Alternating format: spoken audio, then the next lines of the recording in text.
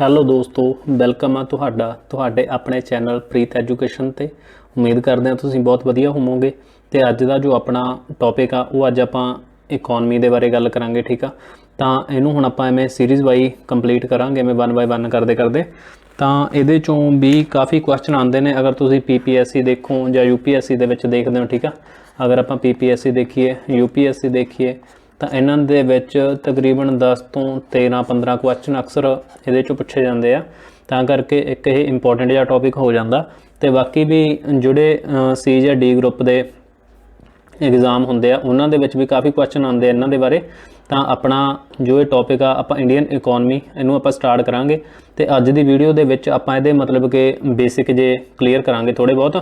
तो इस तो बाद आप जो चलना वो कंटीन्यू एक चैप्टर वाइज क्लीयर करांगे। चलो बिना किसी देरी तो अज का जो अपना टॉपिक है उन्होंने आप स्टार्ट करते हैं। ठीक है, तो ये नहीं है भी कोई भी एग्जाम आप करते हैं, अगर कोई बैंक का एग्जाम दे रहा तो वो ये जरूरी आ। अगर तुसीं किसी भी एग्जाम की तैयारी कर रहे हो दैन वो जरूरी है। ठीक है, तो ये तुहाडे लई ही वीडियो आ, तुसीं वीडियो नूं शुरू तो लैके एंड तक जरूर देखना। चलो सब तो पहला आपां गल करते हैं वट इज़ इकनॉमिक्स। ठीक है, तो इकनॉमिक्स की हुंदी आ? देखो इकनॉमिक्स आ जिहड़ा ये दो शब्दों तो मिल के बनया। ठीक है, इको एंड नोमोस। तो ये दोनों का मतलब की इकनॉमिक्स। ठीक है, दोनों की शब्द ने ग्रीक भाषा के वर्ड ने दोनों। क्लीयर आ? तो इकनॉमिक्स के बारे जे आपां हुण गल करिए तो इकनॉमिक्स की मतलब कि काहदे लई आउंदी आ? जिवें कि मान लो तुसीं कोई दो चीज़ां खरीदना चाहुंदे हो, ठीक है, तो एक ए चीज़ आ एक बी चीज़ आ, तुसीं उन्हां नूं खरीदना चाहुंदे हो तो तुसीं मतलब जे ए नूं खरीदोगे तो तुहाडी बी दा सैक्रीफाइस हो जाना। अगर बी नूं खरीददे हो तो ए दा सैक्रीफाइस हो जाना। तो तुसीं उहदे चों एक चीज़ नूं सिलेक्ट करदे हो भी मतलब तुसीं ए नूं चूज़ कीता तो बी आटोमैटिकली सैक्रीफाइस हो जानी है। ठीक है, तो जिहदा भी त्याग हो गया वो चीज़ हुंदी है अपनी अपॉर्चुनिटी कॉस्ट। ठीक है, मतलब अदर बेस्ट अल्टरनेट वो हो सकता सी पर ये अपने लिए बेस्ट अल्टरनेट ए आ। तो आप इत्थे बेस्ट नूं चूज़ कर लैंदे आ। तो मतलब इकनॉमिक्स सानू ये सिखाउंदी आ भी साडे कोले जिहड़े सोर्स ने वो लिमिटेड ने। ठीक आ, ते जिहड़े भी साडे कोले मनी आ वो भी लिमिटेड आ, ते जिहड़ियां साडीआं डिमांड्स ने वो अनलिमिटेड ने। मतलब साडीआं मंगां ते इन्हां दी पूर्ति कदे भी नहीं हो सकदी, ते जिहड़े साधन ने वो साडे कोले एक सीमित मात्रा दे विच ने। तां करके इकनॉमिक्स सानू सिखाउंदी आ भी तुसीं मतलब घट तो घट अपनी मनी वगैरह स्पेंड करके ज़्यादा तो ज़्यादा उहदा यूटिलाइज़ किवें कर सकते हो। ठीक है, ये बेसिक जिहा फंडा हुंदा इकनॉमिक्स का। चलो जदों आपां इहनूं मतलब अगे एक्सपैंड करके पढ़ांगे तो तुहानूं उदों ये ज़्यादा क्लीयर हो जाएगा। तो इत्थे बस तुसीं इन्ना क देखो भी इकनॉमिक्स की हुंदी आ। तो मतलब साडियां इकनॉमिक प्रॉब्लम ने उन्होंने ये सॉल्व करती है। ठीक है, जां उहदियां चॉइस की प्रॉब्लम आउंदी आ, फिर लिमिटेड रिसोर्स की प्रॉब्लम आउंदी आ, फिर स्कारसिटी की आउंदी आ भी मतलब जिन्हां दा यूज़ कर रहे हैं तो स्कारसिटी आ। ठीक है, मतलब कि उन्होंने होंद घट आ साडे कोल, जां मतलब कि दुर्लभता कह लो तुसीं, तो उन्होंने करके साडे कोल इकनॉमिक्स की स्टडी आ जिहड़ी वो जरूरी हो जाती है। तो इकनॉमिक्स का उत्थे की हो जाता साडे कोल जन्म हो जाता। क्लीयर आ? तो इस तो बाद आप गल करते हैं एक होंदी है इकनॉमिक एक्टिविटी। वो किहड़ियां होंदियां ने जिहड़ियां रिलेटेड टू मनी होंदियां ने, और एक होंदियां ने नॉन इकनॉमिक एक्टिविटीज़। वो किहड़ियां होंदियां जिहड़ियां नॉन रिलेटेड मनी होंदियां ने। क्लीयर? तो हुण आपां गल करते हैं economic activity related to money, non economic non related to money. आ तां क्लीयर आ? हुण देखो इकनॉमिक्स का फादर किहनूं मन्निया जांदा? ठीक है, इकनॉमिक्स का फादर असीं किहनूं कहने आ? एडम स्मिथ नूं, जो स्कॉट दे सीगे। ठीक है, स्कॉटिश सीगे ये। तो इन्होंने एक बुक लिखी see the wealth of nation. किन्ने च लिखी सी? 1776 दे विच। ठीक है, तो मतलब ये बुक दे करके इन्हों की कहा जाता? फादर कहा जाता काहदा? इकनॉमिक्स का। तो हुण तुहाडे ध्यान दे विच अक्सर उहदी आउंदी है भी एक किताब लिखी गई सी अर्थशास्त्र। ठीक है, अर्थशास्त्र ये किहने लिखी सी? कौटिल्या ने। किहने लिखी है? कौटिल्या। इन्हां दे मतलब होर भी नाम ने, विष्णुगुप्त भी कह दिंदे चाण के, मतलब 3 नाम ने इन्हां दी। तो मतलब आपां इत्थे कौटिल्या देख रहे हैं। तो अर्थशास्त्र इन्हों ने लिखी सी अर्थशास्त्र, जबकि इकनॉमिक्स में भी आप अर्थशास्त्र कह दें भी वो बड़ा मतलब अर्थशास्त्री आ। तो भी इनू आप फादर क्यों नहीं कहते? क्योंकि जी इन्होंने अर्थशास्त्र लिखी सी वो ज़्यादा पोलीटिकल तौर तरीकों के नाल सीगी। ठीक है, मतलब कि रूल किवें करना ਜਾਂ मतलब एवें के तौर तरीकों के ਵੱਲ ਉਹਦਾ ਝੁਕਾਅ ज़्यादा ਸੀਗਾ, ਤਾਂ ਕਰਕੇ ਅਸੀਂ ਉਹਨਾਂ ਨੂੰ फादर कंसीडर नहीं करते। तो हुण साडे कोल इकनॉमिक्स का फादर कौन आ? Adam Smith. क्यों? उन्हों की बुक बहुत बार एग्जाम्स के डायरैक्टली पूछी गई आ द वेल्थ ऑफ नेशन। किन्ने जां तां आ जांदा भी किन्ने दे विच आई आ, जां फिर ये किहदे द्वारा लिखी गई आ, जां फिर एडम स्मिथ की इन्हां दे विचों बुक किहड़ी आ, जां फिर किहदे करके एडम स्मिथ नूं फादर ऑफ इकनॉमिक्स कहा जांदा, उस बुक का नाम दसो। तो क्लीयर? ਇਹ ਤੋਂ ਬਿਨਾ अगर ਤੁਹਾਨੂੰ ਹੋਰ ਕਲੀਅਰ ਹੋਵੇ ਤਾਂ ਆਪਣੇ ਕੋਲੇ ਹੋਰ ਵੀ ਫਾਦਰ ਹੁੰਦੇ ਆ, ਜਿਵੇਂ ਕਿ father of the Indian space programme Vikram Sarabhai ji नूं कहने आपां, ठीक आ। तो वो हो गए अपने कोल, ठीक है। फादर ऑफ न्यूक्लीयर एटम दे हो गए होमी जे बाबे हो गए, तो missile man APJ Abdul Kalam नूं कहने आ। तो एवें तुहानूं एक लिस्ट प्रोवाइड करवावांगे एक दिन असीं, ठीक है। मतलब सभी जिवें अपने इंडियन फादर किन्ना किन्ना नूं कहा जांदा, कंसीडर किया जांदा, तो उन्हां दे बारे आपां इवें गल करांगे, ठीक आ। तो अगे देखदे अपना, अगे देखो अपने कोले हुंदे ने दे सैक्टर, की हुंदे ने sector of the Indian economy, जिमें 2 सैक्टर 3 सैक्टर 4 सैक्टर, ठीक है। मतलब 2 सैक्टर दे विच की हुंदा, एक प्रोड्यूसर हुंदा, एक कंज्यूमर हुंदा। जिमें कि मतलब इत्थे राम आ, ठीक है, इत्थे कोई साम आ। तो राम दा की है इत्थे, तो इहने कोई फैक्टरी, इहदा कोई खेत आ, मतलब इहने खेत आ, तो इहने की कर लिया, खेत दे विच कुछ पैदा किया तो शाम नूं इहने बेचता, तो इन्हें नूं पैसे दिते, इन्हें दोबारा फिर ही प्रोसैस, मतलब ये सारा लैन देन इन्हां दोनों के विच ही घूमी जाऊगा। ये किहड़ी होगी 2 सैक्टर। तो 3 सैक्टर की हो गया, तो इन्हां दे विचाले एक आके खड़ जाना इत्थे गवर्नमेंट ने, मतलब इधरों भी टैक्स लै लेना उन्हें, इधरों भी टैक्स लै लेना, मतलब दोनों के पासे हो जाऊगा।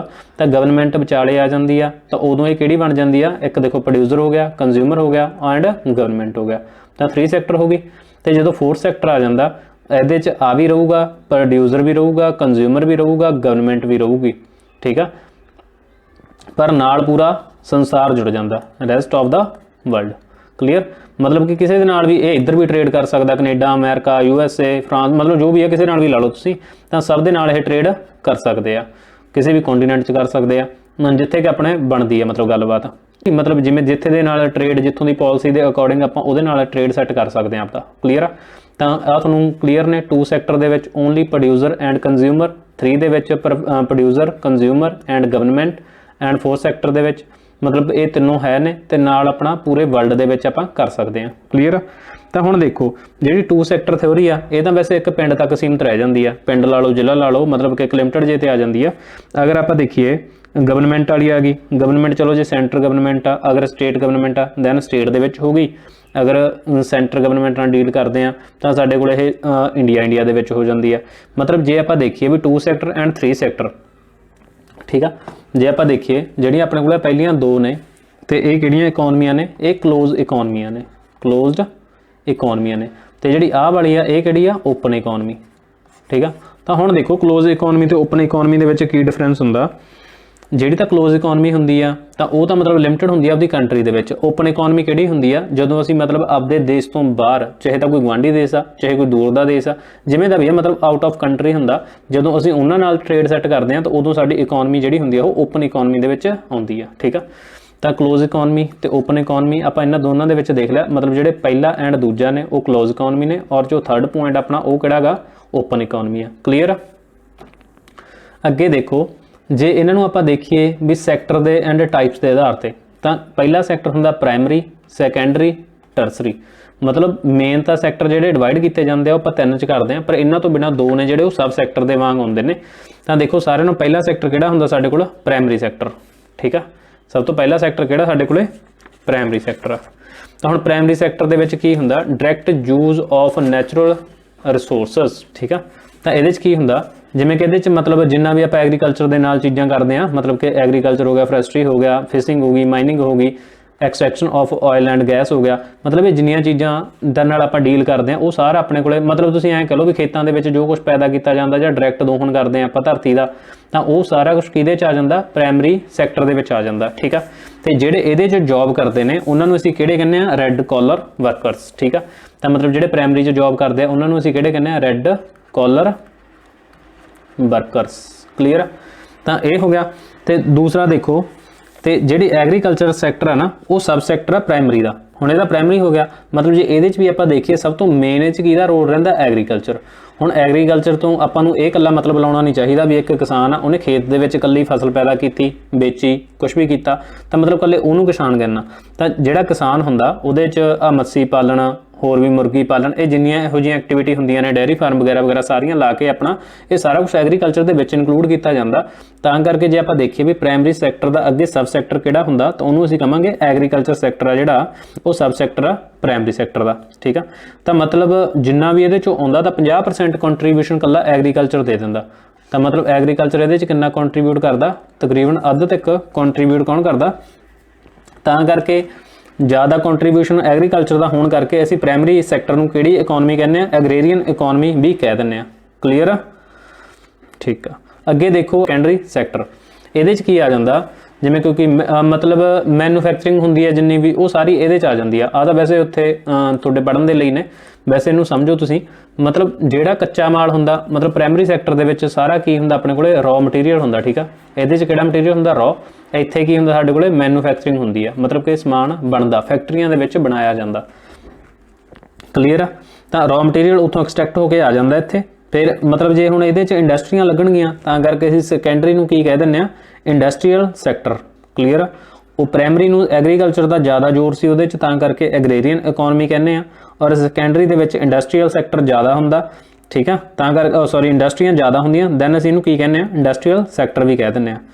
ठीक आ, तो इहदा जिहड़ा सब सैक्टर आ वो की है, इहदे च सब तो ज़्यादा की हुंदा, जे फैक्ट्रियां ने तां फैक्ट्रियां दे विच की होऊगा तां मैन्युफैक्चरिंग होऊगी, तां इहदे च मैन्युफैक्चरिंग आ जिहड़ी वो हुंदी है ज़्यादा। ठीक आ, तां मतलब ਇਹਦੇ 'ਚ ਜਿਹੜਾ ਹਾਫ ਤੋਂ ਜ਼ਿਆਦਾ ਕੰਟਰੀਬਿਊਸ਼ਨ ਕਰਦਾ ਉਹ ਕੌਣ ਕਰਦਾ, ਇੰਡਸਟਰੀ ਏਰੀਆ ਕਰਦਾ। ਤਾਂ ਕਰਕੇ ਇਹਨੂੰ ਅਸੀਂ ਇੰਡਸਟਰੀਅਲ ਇਕੋਨਮੀ ਕਹਿ ਦਿੰਦੇ ਹਾਂ। ਦੇਖੋ ਪਹਿਲੇ ਸੈਕਟਰ ਦੇ ਵਿੱਚ ਕੀ ਆ, ਜ਼ਿਆਦਾ ਯੋਗਦਾਨ ਐਗਰੀਕਲਚਰ ਦਾ, ਦੈਨ ਐਗਰੀਕਲਚਰ ਤੋਂ ਬਣ ਗਈ ਐਗਰੇਰੀਅਨ ਇਕੋਨਮੀ। ਸੈਕੰਡਰੀ ਸੈਕਟਰ ਆ ਗਿਆ, ਸੈਕੰਡਰੀ ਸੈਕਟਰ ਦੇ ਵਿੱਚ ਇੰਡਸਟਰੀਆਂ ਨੇ, ਮੈਨੂਫੈਕਚਰਿੰਗ ਆ, ਤਾਂ ਕਰਕੇ ਇਹਨੂੰ ਅਸੀਂ ਕਿਹੜੀ ਇਕੋਨਮੀ ਬੋਲਦੇ ਹਾਂ, ਇੰਡਸਟਰੀਅਲ ਇਕੋਨਮੀ। ਕਲੀਅਰ। ਤੇ ਜਿਹੜੇ ਸੈਕੰਡਰੀ ਦੇ ਵਿੱਚ ਜੌਬ ਕਰਦੇ ਨੇ, ਠੀਕ ਆ, ਜਿਹੜੇ ਇਹਦੇ ਵਿੱਚ ਜੌਬ ਕਰਦੇ ਨੇ ਸੈਕੰਡ ਸੈਕਟਰ ਦੇ ਵਿੱਚ, ਇੱਧਰ ਰਾਈਟ ਸਾਈਡ ਤੇ ਦੇਖੋ, ਤਾਂ ਉਹਨਾਂ ਨੂੰ ਅਸੀਂ ਕਹਿੰਦੇ ਆ ਬਲੂ ਕਾਲਰ ਜੌਬ। ਕਿਹੜੀ, ਬਲੂ कॉलर जॉब। क्लीयर आ, पहले वाले रैड कॉलर हो गए, दूसरे अपने ब्लू कॉलर हो गए। हुण देखो तीसरा टर्सरी सैक्टर। हुण टर्सरी सैक्टर दे विच की हुंदा, मतलब ਇਹਦੇ 'ਚ ਸਰਵਿਸ ਆ ਜਾਂਦੀਆਂ ਨੇ, ਜਿੰਨੀਆਂ ਵੀ ਸਰਵਿਸਿਜ਼ ਹੁੰਦੀਆਂ ਨੇ ਉਹ ਸਾਰੀਆਂ ਅਸੀਂ ਕਿਹੜੇ 'ਚ ਕਾਊਂਟ ਕਰਦੇ ਹਾਂ, ਤੀਸਰੇ ਸੈਕਟਰ ਯਾਨੀ ਕਿ ਟਰਸਰੀ ਸੈਕਟਰ ਦੇ ਵਿੱਚ ਉਹਨਾਂ ਨੂੰ ਕਾਊਂਟ ਕਰਦੇ ਹਾਂ। ਜਿਵੇਂ ਕਿ ਐਜੂਕੇਸ਼ਨ ਹੋ ਗਿਆ, ਹੈਲਥ ਕੇਅਰ ਹੋ ਗਿਆ, ਬੈਂਕਿੰਗ ਹੋ ਗਿਆ, ਤਾਂ ਇਹਦੇ मतलब कि जिन्ना ਕੰਟਰੀਬਿਊਸ਼ਨ ਇਹਦੇ 'ਚ ਆਉਂਦਾ ਉਹਨੂੰ ਅਸੀਂ ਕਿਹੜੀ ਇਕੋਨਮੀ ਕਹਿੰਦੇ ਹਾਂ, ਸਰਵਿਸ ਇਕੋਨਮੀ। ਹੁਣ ਦੇਖੋ ਤਿੰਨ ਤਾਂ ਇਕੋਨਮੀਆਂ ਦੀ ਨਵੀਆਂ ਆਪਣੇ ਕੋਲੇ ਨਾਮ ਸਾਹਮਣੇ ਆ ਗਏ। ਪਹਿਲਾਂ ਪ੍ਰਾਇਮਰੀ, ਸੈਕੰਡਰੀ, ਟਰਸਰੀ, ਇਹ ਤਾਂ ਕਲੀਅਰ ਆ। ਹੁਣ ਜੇ ਪ੍ਰਾਇਮਰੀ ਦੇ ਵਿੱਚ ਸਭ ਤੋਂ ਜ਼ਿਆਦਾ ਰੋਲ ਕਿਹਦਾ ਗਾ, ਐਗਰੀਕਲਚਰ ਦਾ, ਦੈਨ ਐਗਰੇਰੀਅਨ। ਸੈਕੰਡਰੀ ਦੇ ਵਿੱਚ ਸਭ ਤੋਂ ਜ਼ਿਆਦਾ ਰੋਲ ਕਿਹਦਾ ਗਾ, ਇੰਡਸਟਰੀ ਦਾ, ਦੈਨ ਇੰਡਸਟਰੀਅਲ ਇਕੋਨਮੀ। ਟਰਸਰੀ ਦੇ ਵਿੱਚ ਸਰਵਿਸ ਦਾ, ਤਾਂ ਇਹਨੂੰ ਅਸੀਂ ਕੀ ਕਹਿੰਦੇ ਹਾਂ, ਸਰਵਿਸ ਇਕੋਨਮੀ। ਕਲੀਅਰ ਆ। ਤਾਂ मतलब आ तुसीं ਇਹਦੇ ਚੋਂ देख लो भी टूरिज्म, मीडिया हो गया, इंश्योरेंस हो गया, बैंकिंग हो गया, हैल्थ केयर हो गया एंड लॉ हो गया, ये सारियां की ने साडे कोले सर्विस सैक्टर ਦੇ ਵਿੱਚ ਆ ਜਾਂਦੇ ਆ। ਤੇ ਜਿਹੜੇ ਸਰਵਿਸ ਸੈਕਟਰ ਦੇ ਵਿੱਚ ਇਹਦੇ 'ਚ ਕੰਮ ਕਰਦੇ ਆ ਉਹਨਾਂ ਨੂੰ ਅਸੀਂ ਕਹਿੰਦੇ ਆ ਵਾਈਟ ਕਾਲਰ ਜੌਬ। ਠੀਕ ਆ, मतलब ਜਿਵੇਂ ਆਪਣਾ ਕਹਿ ਨਹੀਂ ਹੁੰਦਾ ਕਿਹੜੀ ਜੌਬ ਕਰਦਾ, ਵਾਈਟ ਕਾਲਰ ਜੌਬ ਕਰਦੇ ਆ। ਤਾਂ ਇਹ ਟਰਸਰੀ ਸੈਕਟਰ ਹੋ ਗਿਆ, ਇਹਦੇ 'ਚ ਵਾਈਟ ਕਾਲਰ ਜੌਬ ਆ। ਸੈਕੰਡਰੀ ਸੈਕਟਰ ਦੇ ਵਿੱਚ ਹੁੰਦੀ ਹੈ ਜਿਹੜੀ ਬਲੂ ਕਾਲਰ ਜੌਬ ਹੁੰਦੀ ਆ। ਪ੍ਰਾਇਮਰੀ ਸੈਕਟਰ ਦੇ ਵਿੱਚ ਕਿਹੜੀ ਹੁੰਦੀ ਆ, ਰੈੱਡ ਕਾਲਰ ਜੌਬ ਹੁੰਦੀ ਆ। ਕਲੀਅਰ ਆ। ਅੱਗੇ ਦੇਖੋ,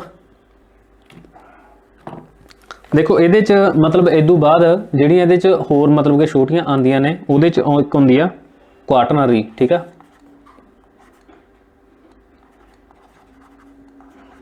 ਕੁਆਟਰਨਰੀ ਹੁੰਦੀ ਆ। ਠੀਕ ਆ, ਇਹਨੂੰ ਅਸੀਂ ਕਿਹੜਾ ਸੈਕਟਰ ਕਹਿੰਦੇ ਆ, ਇਹਨੂੰ ਅਸੀਂ ਕਹਿੰਦੇ ਆ ਨੌਲੇਜ।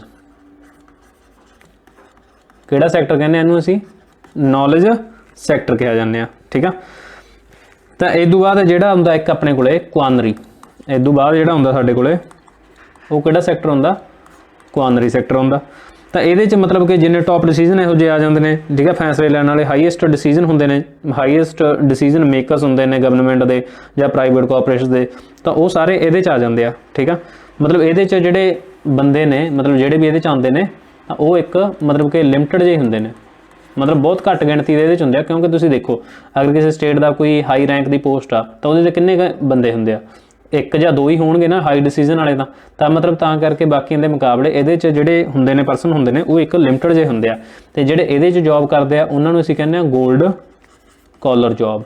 ਤਾਂ ਹੁਣ ਦੇਖੋ ਤੁਹਾਨੂੰ ਕਿੰਨੇ ਕਾਲਰ ਜੌਬ ਕਲੀਅਰ ਹੋ ਗਈਆਂ। ਜਿਹੜੇ ਸਭ ਤੋਂ ਪਹਿਲਾਂ ਸੀ ਉਹਦੇ 'ਚ ਆਪਾਂ ਕਿਹੜੇ ਕਰਦੇ ਸੀਗੇ, ਰੈੱਡ। ਫਿਰ ਇਹਦੇ ਬਾਅਦ ਜਿਹੜੀ ਸੈਕੰਡ ਸੀ ਉਹਦੇ 'ਚ ਅਸੀਂ ਕਿਹੜੀ ਕਰਦੇ ਸੀਗੇ, ਦੂਸਰੀ ਦੇ ਵਿੱਚ ਬਲੂ, ਤੀਸਰੀ ਦੇ ਵਿੱਚ ਵਾਈਟ, ਚੌਥੀ ਦੇ ਵਿੱਚ ਆਪਾਂ ਕਹਿੰਦੇ ਨਹੀਂ, ਪੰਜਵੀਂ ਦੇ ਵਿੱਚ ਗੋਲਡ ਕਾਲਰ। ਠੀਕ ਆ, और एक हुंदा pink collar job. Pink collar job ये वूमन ਲਈ ਹੁੰਦੀ ਆ, ठीक है।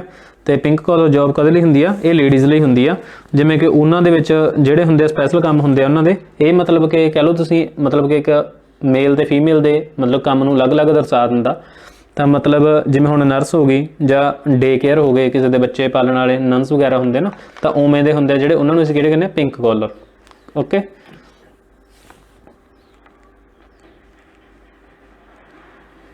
ਤਾਂ ਅੱਗੇ ਦੇਖੋ ਆਪਣੇ ਕੋਲੇ ਹੁੰਦੇ ਆ ਕੋਰ ਇੰਡਸਟਰੀ। ਕੋਰ ਇੰਡਸਟਰੀ ਕਿਹੜੀਆਂ ਹੁੰਦੀਆਂ ਨੇ, ਉਹ ਇੰਡਸਟਰੀਆਂ ਮਤਲਬ ਜਿਹੜੀਆਂ ਅੱਗੇ ਡਿਵੈਲਪਮੈਂਟ ਦੇ ਲਈ ਬੇਸ ਬਣਦੀਆਂ ਨੇ। ਹੁਣ ਮਤਲਬ ਇੱਥੇ ਕੋਈ ਆਪਾਂ ਫੈਕਟਰੀ ਲਾਉਣੀ ਚਾਹੁੰਦੇ ਹਾਂ, ਠੀਕ ਆ, ਇੱਥੇ ਕੋਈ ਆਪਾਂ ਫੈਕਟਰੀ ਬਣਾ ਰਹੇ ਹਾਂ, ਤਾਂ ਇਹਦੇ ਚੋਂ ਮਤਲਬ ਆਪਾਂ ਇਧਰੋਂ ਕੋਈ ਲੇਬਰ ਸੱਦਾਂਗੇ, ਠੀਕ ਆ, ਜਾਂ ਮਤਲਬ ਇਧਰੋਂ ਰॉ ਮਟੀਰੀਅਲ ਇੱਥੋਂ ਖਰੀਦਾਂਗੇ। ਤਾਂ ਹੁਣ ਦੇਖੋ ਜੇ ਰॉ ਮਟੀਰੀਅਲ ਇੱਥੋਂ ਕੱਢਣਾਗਾ ਤਾਂ ਉਹਦੇ ਲਈ ਵੀ ਸਾਨੂੰ ਮਤਲਬ ਕਿ ਆਇਰਨ, ਸਟੀਲ, ਇਹ ਚੀਜ਼ਾਂ ਦੀ, ਕੋਲ ਦੀ ਲੋੜ ਪਊਗੀ, ਠੀਕ ਆ। ਤਾਂ ਜਦੋਂ ਇੱਥੇ ਫੈਕਟਰੀ ਲੱਗ ਗਈ ਤਾਂ ਇੱਥੇ ਮਸ਼ੀਨਾਂ ਵਗੈਰਾ ਜਿਹੜੀਆਂ ਵੀ ਆਪਾਂ ਲਾਵਾਂਗੇ ਤਾਂ ਉਹਨਾਂ ਦੇ ਲਈ ਆਪਾਂ ਨੂੰ ਰਿਫਾਈਨਰੀ ਪ੍ਰੋਡਕਟ ਵੀ ਚਾਹੀਦੇ ਆ, ਸਟੀਲ ਵੀ ਚਾਹੀਦੀ ਆ, ਇਲੈਕਟ੍ਰਿਸਿਟੀ ਚਾਹੀਦੀ ਆ, ਆਇਲ ਚਾਹੀਦਾ, ਕੋਲ ਚਾਹੀਦਾ, ਠੀਕ ਆ, ਸੀਮੈਂਟ ਚਾਹੀਦਾ। ਤਾਂ ਮਤਲਬ ਕਿਸੇ ਵੀ ਨਿਊ ਫੈਕਟਰੀ ਵਗੈਰਾ ਨੂੰ ਸਥਾਪਿਤ ਕਰਨ ਦੇ ਲਈ ਜਿਹੜੀਆਂ ਚੀਜ਼ਾਂ ਦੀ ਸਾਡੇ ਕੋਲੇ ਬੇਸ ਰਿਕੁਆਇਰਮੈਂਟ ਹੁੰਦੀ ਆ, ਅਸੀਂ ਉਹਨਾਂ ਨੂੰ ਕਿਹੜੀਆਂ ਇੰਡਸਟਰੀ ਕਹਿੰਦੇ ਆ, ਕੋਰ ਇੰਡਸਟਰੀ ਕਹਿੰਦੇ ਆ। ਤੇ ਕਿੰਨੀਆਂ ਨੇ? 8 ਨੇ। फर्टिलाइजर हो गया, नेचुरल गैस हो गया, सीमेंट हो गया, कोल हो गया, क्रूड ऑयल हो गया, रिफाइनरी प्रोडक्ट्स हो गए, स्टील हो गया, इलैक्ट्रिसिटी हो गया। तो ये साडे किहड़े ने? कोर इंडस्ट्रीज़ ने। तो इस तो बाद जदों आपां अगे इन्हां दे बारे डिटेल नाल गल करांगे उदों आपां देखांगे, ठीक है, भी मतलब कि नवरत्न कंपनी किहड़ी हुंदी आ, महारत्न किहड़ी हुंदियां ने, तो मिनी रत्न किहड़ियां हुंदियां, मतलब उन्हां दे बारे प्रॉपर उदों गल करांगे आपां उन भी किहड़ियां-किहड़ियां कंपनियां आउंदियां ने ਤੇ ਕਦੋਂ ਕਿੰਨੀ ਪ੍ਰੋਪਰਟੀ ਦੇ ਅਕੋਰਡਿੰਗ ਜਾਂ ਕਿੰਨਾ ਟਰਨਓਵਰ ਹੁੰਦਾ, ਤਾਂ ਉਹ ਕਿਹੜੀ ਲਿਸਟ ਦੇ ਵਿੱਚ ਇਨਕਲੂਡ ਕੀਤੀ ਜਾਂਦੀ ਆ, ਠੀਕ ਆ। ਅੱਗੇ ਦੇਖੋ ਮਤਲਬ ਜਿਹੜਾ ਇਹਨਾਂ ਦਾ ਇੰਡੈਕਸ ਹੁੰਦਾ ਉਹ ਮਤਲਬ ਕਿ ਕਿੰਨਾ ਹੁੰਦਾ, ਮੰਥਲੀ ਬੇਸ ਤੇ ਹੁੰਦਾ ਕੋਰ ਇੰਡਸਟਰੀ ਦਾ। ਕਲੀਅਰ ਆ। ਤਾਂ ਇਹ ਤੋਂ ਬਾਅਦ ਦੇਖੀਏ ਤਾਂ ਜਦੋਂ ਇੱਕ ਗ੍ਰੇਟ ਡਿਪਰੈਸ਼ਨ ਦੀ ਗੱਲ ਕਰਦੇ ਆ, ਠੀਕ ਆ, ਇੱਕ ਕੀ ਹੁੰਦਾ ਗ੍ਰੇਟ ਡਿਪਰੈਸ਼ਨ। ਇਹ ਕਦੋਂ ਹੁੰਦਾ? 1928 ਤੋਂ ਲੈ ਕੇ ਮਤਲਬ 30 ਤੱਕ ਚੱਲਦਾ ਇਹ ਕਿੱਥੇ ਸੀਗਾ? ਮਤਲਬ ਪੂਰੀ ਦੁਨੀਆ ਦੇ ਵਿੱਚ ਹੀ ਆਇਆ ਸੀ, ਈਵਨ USA ਦੀ ਮਾਰਕੀਟ ਵੀ ਹਿਲਾਤੀ ਸੀ ਇਹਨੇ, ਠੀਕ ਆ। ਤਾਂ ਉਦੋਂ ਜਿਹੜੀ ਇਕਨੋਮਿਕ ਸੀ ਉਹ ਡਿਵਾਈਡਡ ਹੋ ਗਈ ਸੀ 2 ਬ੍ਰਾਂਚਸ ਦੇ ਵਿੱਚ। ਜਦੋਂ ਇਹ ਮਤਲਬ ਗ੍ਰੇਟ ਡਿਪਰੈਸ਼ਨ ਆਇਆ ਉਦੋਂ 2 ਬ੍ਰਾਂਚਾਂ ਦੇ ਵਿੱਚ ਡਿਵਾਈਡ ਹੋ ਗਈ ਸੀ, ਜਿਹੜੀਆਂ ਅੱਜ ਅਸੀਂ ਪੜ੍ਹਦੇ ਹਾਂ ਮਾਈਕਰੋ ਐਂਡ ਮੈਕਰੋ, ਠੀਕ ਆ। ਅਸੀਂ 2 ਟਰਮ ਪੜ੍ਹਦੇ ਹਾਂ।